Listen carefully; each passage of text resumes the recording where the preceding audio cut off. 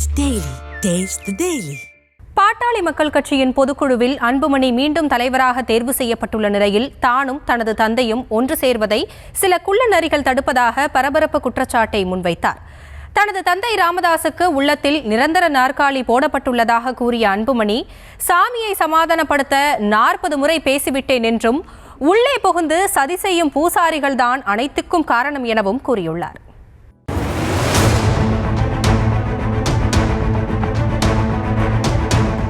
பாமகவில் ராமதாசுக்கும் அன்புமணிக்கும் கடந்த 6-7 மாதமாக நடந்த நாற்காலி யுத்தம் சொல்லி தெரிய வேண்டியதில்லை. அன்புமணியின் ஆதரவாளர்களை ராமதாஸ் நீக்குவதும், ராமதாஸின் ஆதரவாளர்களை அன்புமணி நீக்குவதும் என அரசியல் மேட்ச் ஆடிக்கொண்டிருந்தனர். இப்படியே ஜவ்வாக இழுத்து கொண்டிருந்தால் எப்படி? பேசி ஒரு முடிவுக்கு வந்தால்தானே அரசியலில் அடுத்த கட்ட வேலையை பார்க்க முடியும் என தந்தைக்கும் மகனுக்கும் 1000 பேர் அட்வைஸ் செய்து வந்த நிலையில் அன்புமணி தலைமை மாமல்லபுரத்தில் பாமக பொதுக்குழு கூட்டம் நடத்தப்பட்டது. அதில் பாமக தலைவராக அன்புமணி தொடர்வார் என தீர்மானம் நிறைவேற்றப்பட்டது. மேலும் பொதுச் செயலாளர் வடிவேல் ராவணன், பொருளாளர் திலகபாமா உள்ளிட்ட நிர்வாகிகள் அடுத்த ஓராண்டுக்கு அந்த பொறுப்புகளில் அப்படியே தொடர்வார்கள் என்றும், மீண்டும் பாமகவின் உட்கட்சி தேர்தல் 2026 ஆகஸ்ட் மாதத்தில் நடத்தப்படும் எனவும் தீர்மானம் நிறைவேற்றப்பட்டது.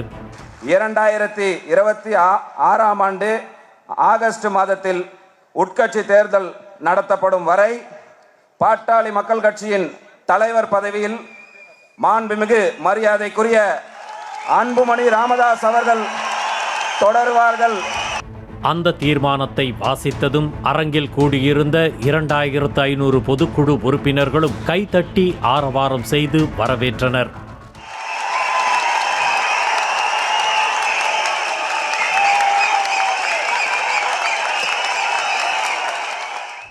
பாட்டாளி மக்கள் கட்சியின் விதிப்படி பொதுக்குழுவிற்கு நிறுவனர் ராமதாஸ் அழைக்கப்பட வேண்டும் என்ற நிலையில் அவருக்கு அழைப்பு விடுத்திருந்ததாக வழக்கறிஞர் பாலு தெரிவித்திருந்தார். ஆனாலும் அனைவரும் எதிர்பார்த்தது போலவே டாக்டர் ராமதாஸ் வரவில்லை. இருப்பினும் அவருக்கு சென்டிமெண்டாக பொதுக்குழுக்களில் எப்போதும் அமர்வது போல மேடையின் மையத்தில் பெரிய நாற்காலி போடப்பட்டு கூட்டம் முடியும் வரை அந்த நாற்காலி அவருக்காகவே காத்திருந்தது.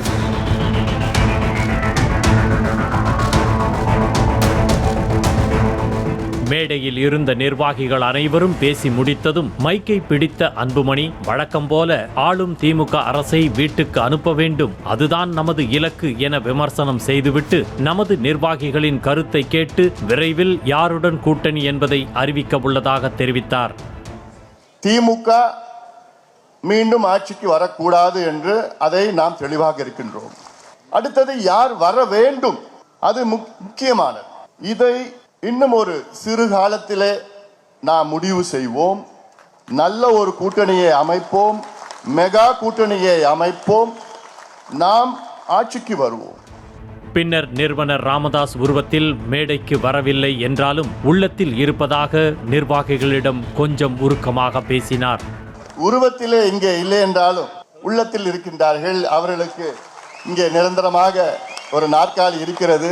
இது ஐயாவுடைய நாற்காலி, ஐயா நம்முடைய நிறுவனர், அதில் மாற்று கருத்து கிடையாது. நிரந்தரமான ஒரு நாற்காலி ஐயாவுக்கு, ஐயாவுடைய நாற்காலி இது. ஐயா எப்போனா இங்க நாற்காலிக்கு வரலாம், நிச்சயமாக வருவார் என்ற நம்பிக்கை எனக்கு இருக்கிறது. தொடர்ந்து பேசிய அன்புமணி, சில நேரங்களில் சாமிக்கு கோபம் வரத்தான் செய்யும். அந்த நேரங்களில் திருவிழா, தீமிதி, காவடி என நேர்த்தி கடன்களை செய்து சாமியை கூல் செய்தாலும் பூசாரிகள் தான் உள்ளே புகுந்து கலவரம் செய்கிறார்கள் என நகைச்சுவை கலந்தபடியே பரபரப்பு குற்றச்சாட்டை முன்வைத்ததோடு நண்பர்கள், குடும்பத்தார், நலம் விரும்பிகள் மூலமாக சாமியை சமாதானப்படுத்த 40 முறை பேசிவிட்டேன் எனவும் கூறினார். நான் 1 முறை 2 முறை கிடையாது, 40 முறைக்கு மேல நான் பேசியிருக்கிறேன். பேசாமலாம் இல்லை. ஆனால் என்னன்னா காலையில் ஐயா சரின்னு சொல்லுவார். அப்புறம் நம்ம பூஜாரி இருக்காங்கல்ல, இவனுங்க போய் அங்கே போய் இல்லை அப்படின்னு சொன்னோன்னே அடுத்த நாள் காலையில் இல்லைன்னா அப்படி சொல்லலைன்னு சொல்லி சில நேரத்தில் சாமி கொஞ்சம் கோவம் வந்துடும். அப்போது என்ன பண்ணணும், திருவிழா எடுப்போம், நெருப்பு மெதிப்போம், இதென்னமோ காவடி எடுப்போம், என்னென்னமோ செஞ்சுட்டு இருப்போம். இதில் என்ன பிரச்சனைனா பூஜாரி தான் பிரச்சனை. நம்ம என்னென்ன செய்யறோமோ செய்யறோம், சாமிக்கு என்னென்ன வழிபாடு செய்யறோமோ செய்யறோம். ஆனா அந்த பூஜாரி இடையில கொஞ்சம் தடை. மேலும் தனக்கு தலைவர் பதவி மீதெல்லாம் ஆசையே கிடையாது எனவும் தாம் நினைத்திருந்தால் 15 ஆண்டுகளுக்கு முன்பே தலைவர் பதவியை பெற்றிருக்க முடியும் எனவும் கூறிய அன்புமணி தாம் உறுதியானவன் தானே தவிர பிடிவாதக்காரன் அல்ல என்றார். இந்த பதவி பொறுப்பு அது இதெல்லாம் நிச்சயமா என் மனசுல எதுவுமே கிடையாது. எனக்கு இந்த பதவி வேணும்னா நான் 10-15 ஆண்டுகளுக்கு முன்பு நான் இப்போ கேட்டு வாங்கிட்டு இருப்பேன். நான் ஏன்னா அவசியமே இல்லை, அதுக்காக நான் வரல, பதவி பொறுப்புக்காகலாம் நான் வரல. நான் ஒன்றும் ரொம்ப பிடிவாதக்காரன் கிடையாது. நான் சொல்றது நம்ம எல்லாம் சேர்ந்து செய்யலாம். இறுதியாக கட்சிக்கு நிரந்தர தலைவர் என்று யாரும் கிடையாது என கூறிய அன்புமணி நிர்வாகிகளை நோக்கி, நீங்கள்தான் கட்சி, நீங்கள் யாரை கை காட்டுகிறீர்களோ அவர்கள்தான் இந்த கட்சியின் தலைவராக செயல்பட முடியும் என்றும் என் மீது நீங்கள் வைத்திருக்கும் நம்பிக்கையை காப்பாற்றுவேன் எனவும் கூறி தனது பேச்சை நிறைவு செய்தார். எந்த இயக்கத்துக்கும் நிரந்தர தலைவர் கிடையாது, நிரந்தர நிறுவனர் தான் தலைவர் என்பது. நீங்க முடிவு பண்ணுறது தான், பொதுக்குழு முடிவு பண்ணது தான் தலைவர். நீங்க யாரு முடிவு பண்றீங்களோ அவங்க தான் தலைவர். Taste the Daily.